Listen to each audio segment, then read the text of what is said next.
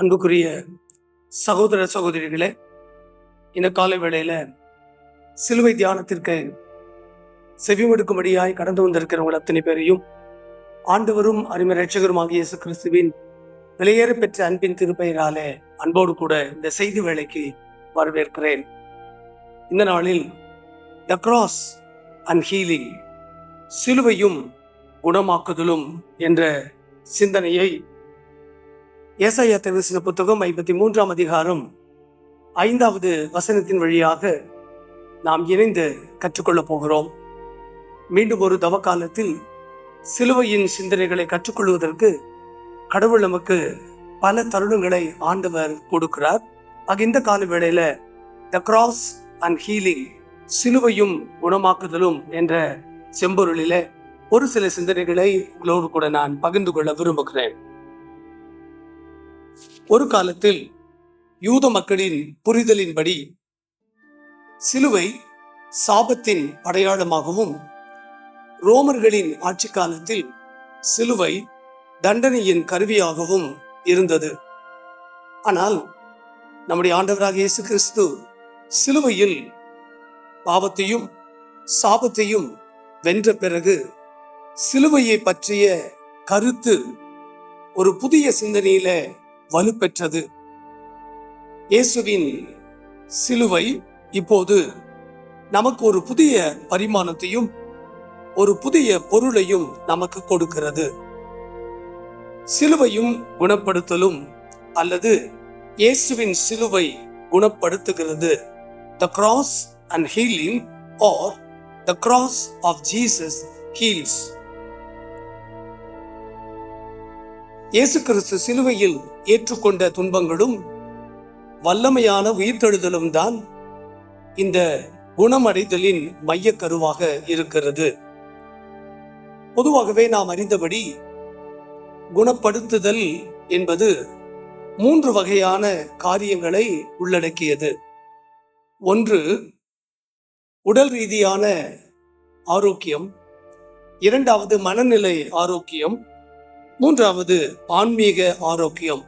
ஆகவே இந்த 3ஐயும் உள்ளடக்கியதுதான் முழுமையான ஒரு விடுதலை என்பதை நாம் புரிந்து கொள்ள அழைக்கப்படுகின்றோம்.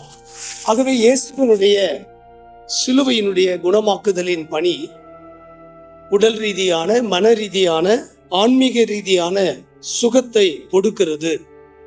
ஏசாயா 53:5 பாடுகளின் குறித்த செய்தியை ஏசாயா பகிர்ந்து கொள்கிற போது, பாடுபடும் தாசன் என்கிற அந்த பாடல்களில இப்படி ஒரு அழகான அனுபவத்தை அவர் கற்றுக் கொடுக்கிறார்.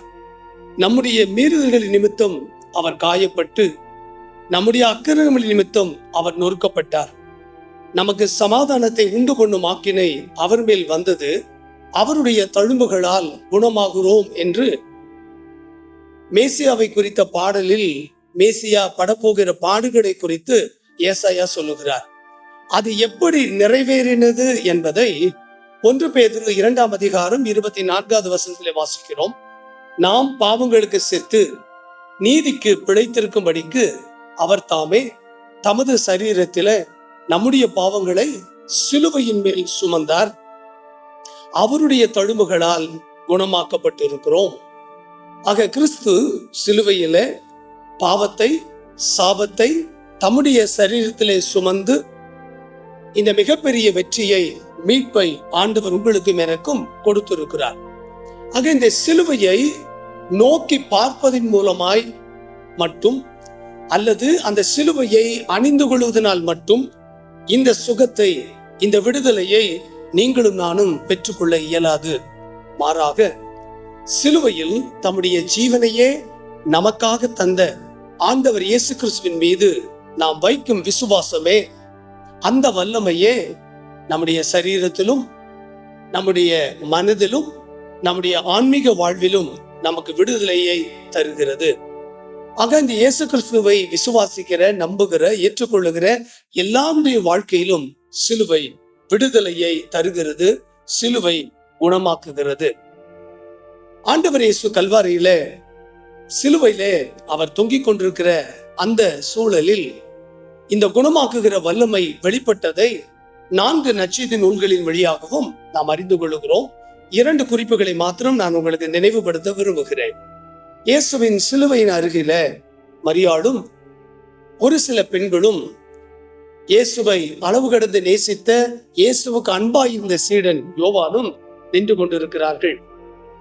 It was a stressful moment for both Mother Mary as well as his lovable disciple John. இந்த மன அழுத்தம் நிறைந்த இந்த சூழலில் ஆண்டவர் அவர்களை பார்க்கிறார்.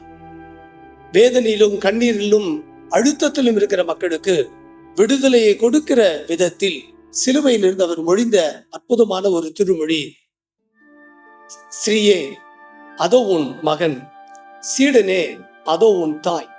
ஆக சிலுவை தவிப்பிலும் சஞ்சலத்திலும் வெறுமையிலும் தனிமையிலும் இருந்த மரியாளுக்கும் யோவானுக்கும் ஒரு மிகப்பெரிய விடுதலையை கொடுத்ததை யோவானின் நற்செய்தி நூல் 19ஆம் அதிகாரம் 25 முதல் 27 வாசிக்கிறோம்.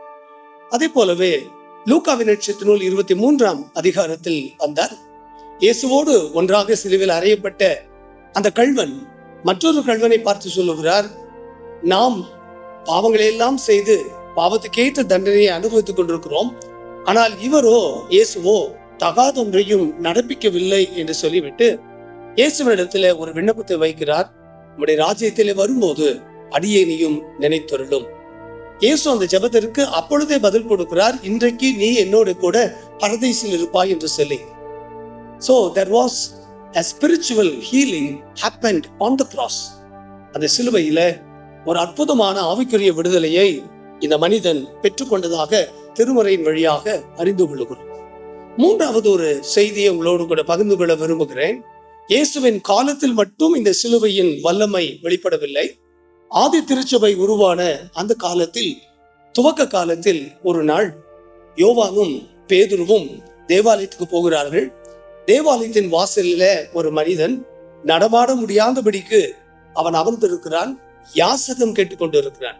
அப்பொழுது பேதுருவும் யோவானும் அந்த மனிதனை உற்று பார்த்து சொல்லுகிறார்கள், வெள்ளியும் பொன்னும் என்னிடத்தில் இல்லை, என்னிடத்தில் உள்ளதை தருகிறேன், நசரேயனாகிய இயேசுவின் நாமத்தில எழுந்து நட என்று சொல்லி கரங்களை பிடித்து தூக்கி விடுகிறார்கள். வசனம் சொல்லுகிறது, அவன் உடனே குதித்து எழுந்து நின்று நடந்தான். நடந்து குதித்து தேவனை துதித்து கொண்டு அவர்களோடு கூட தேவாலயத்திற்குள் பிரவேசித்தான். ஆக சிலுவையின் வல்லமை, இயேசு கிறிஸ்து சிலுவையிலே நமக்காக பெற்றுக் கொடுத்த அந்த வல்லமை இப்பொழுது இந்த மனிதனை குணமாக்கினது. இந்த சம்பவம் நடந்ததுக்கு பிறகு பேதுரு அந்த சம்பவத்தை குறித்து ஒரு சாட்சியை சொல்லுகிறார். அப்போஸ்தலர் 4:10 வாசிக்கிறோம், உங்களால் சிலுவையில் அறையப்பட்டவரும் தேவனால் மரித்தோரிலிருந்து எழுப்பப்பட்டவரும் ஆகிய நசரேயனாகிய இயேசு கிறிஸ்துவின் நாமத்தினாலேயே இவன் உங்களுக்கு முன்பாக குணமாகி நிற்கிறான் என்று உங்கள் எல்லாருக்கும், இஸ்ரவேல் ஜனங்கள் எல்லாருக்கும் தெரிந்திருக்க கடவுது என்று அவர் சொல்லுவதை இந்த அப்போஸ்தலர் 4:10 வாசிக்கிறோம். ஆகினால் சிலுவை என்பது ஒரு அலங்கார சின்னம் அல்ல, சிலுவை என்பது ஒரு அடையாள சின்னம் அல்ல, சிலுவை என்பது ஒரு வாழ்வியல் அனுபவம். அந்த வாழ்வியல் அனுபவத்தை இயேசு தம்முடைய மரணத்தின் வழியாக வென்று நமக்கு கொடுத்திருக்கிறார். இன்றைக்கும் சிலுவையிலே அறைந்து, சிலுவையிலே தன் ஜீவனை கொடுத்து, சிலுவையிலே மரணத்தின் வழியாக மீட்பை நமக்கு சம்பாதித்து கொடுத்த ஆண்டவர் இயேசு இன்றைக்கும் தம்மை நோக்கி பார்க்கிற யாவருக்கும், உண்மையாய் தம்மை நோக்கி கூப்பிடுகிற யாவருக்கும் விடுதலையை அருளுகிறவராய் இருக்கிறார். அன்று மரியாளுக்கும் யோவானுக்கும் மாத்திரமல்ல, சிலுவையில அறையப்பட்ட கள்வனுக்கும் மாத்திரமல்ல, ஆலய வாசலில யாசகம் கேட்டுக்கொண்டிருந்த அந்த மனிதனுக்கு மாத்திரமல்ல, இந்த கால வேளையில சிலுவையில அறையப்பட்ட இயேசு கிறிஸ்துவின் மேலே நம்பிக்கையோடு விசுவாசத்தோடு கூட யாரெல்லாம் நோக்கி கூப்பிடுகிறார்களோ அவர்கள் எல்லாருடைய வாழ்விலும் உடல் ரீதியான, மன ரீதியான, ஆன்மீக ரீதியான விடுதலையை அருள்வதற்கு அருள்நாதர் இயேசு கிருபை நிறைந்தவராய் இருக்கிறார். இந்த தவ காலத்தில் சிலுவையின் பாதத்தில் காத்திருக்கும் போது, ஆண்டவரை நோக்கி பார்க்கும் போது, கருத்தாய் வேண்டுதல் செய்யும் போது நீங்களும் நானும் கூட இந்த விடுதலையை பெற்றுக்கொள்ள முடியும். அப்படிப்பட்ட விடுதலையை பெற்றுக்கொள்ள அருள்நாதர் இயேசு நம் ஒவ்வொருவருக்கும் அருளையும் ஆற்றலையும் தந்திடுவாராக. கண்களை மூடி நாம் ஜெபம் செய்வோம். நல்ல ஆண்டவரே, சிலுவையில் எங்களுக்காக மீட்பை சம்பாதித்து கொடுத்த நல்ல தகப்பனே, இந்த கால வேளையில சிலுவையின் வழியாக நாங்கள் பெற்றுக்கொள்ளுகிற குணமாக்குதலை குறித்து திருமறையின் அடிப்படையில சிந்தித்தோம். இன்றைக்கும் ஜீவனுள்ள ஆண்டவர் எங்களோடு கூட இருக்கிறீர். அந்த சிலுவை எங்களுடைய வாழ்க்கையில விடுதலையை தருகிறது என்று சொல்லி நம்பிக்கையோடு விசுவாசத்தோடு அந்த சிலுவையிலே ஜீவனை கொடுத்து உயிரோடு கூட எழுந்த எங்கள் ஆண்டவரை நோக்கி பார்க்கிறோம். தொடர்ந்து எங்களுடைய வாழ்க்கையில உம்முடைய வல்லமை வெளிப்படட்டும், விடுதலையை தரட்டும். மீட்பர் இயேசுவின் இன்ப நாமத்துல ஜெபிக்கிறோம், ஜெபம் கேளும் அன்பின் பிதாவே, ஆமென்.